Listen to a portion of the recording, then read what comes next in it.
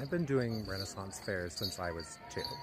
It was my parents' hobby before I got into it. I've done lots of different historic reenacting and costume events. Balls, fairs, living history, things like that.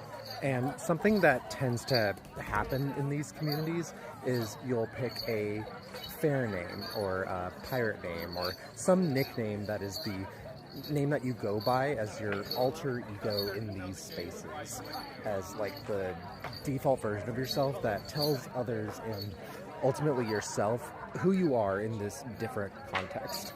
Lots of times it comes from maybe you played a character with that name and it really resonated with you and it was generic enough and you do it regularly enough that you get known for that name and you just adopt it as your kind of default nickname. But sometimes people will choose it intentionally.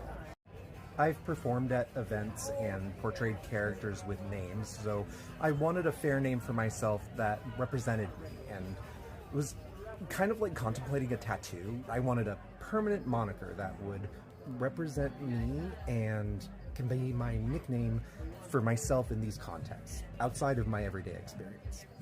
I've been watching YouTube forever, and when I was doing this work on myself and choosing a fair name, I was subscribed to this channel called the Dictionary of Obscure Sorrows. And the creator, John Koenig, was creating a collection of words from other languages, or he would make up his own words, or recontextualize existing words to put names to feelings that the English language didn't have words for yet.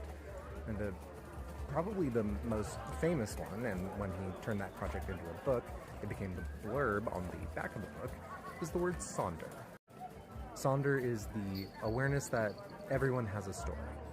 So that's the word I chose as my fair name. When I'm at the Renaissance Fair or doing other costumed events like those, my fair name is Sonder. And that has felt incredibly right, and I've only settled into it more as the years have gone on. I respond to it just as quickly as my government name, and it's also a reminder every time someone refers to me to remember what the word Sonder means and to reinvite that perspective into my life, to remember to be kind and curious and empathetic. I wonder if other people have put that much thought into their own fair names or alternate personas, and if so, I would love to hear more about other people's journeys to discovering their own fair names. Thanks for joining me. Subscribe if you haven't already. Take care, and see you in the next one.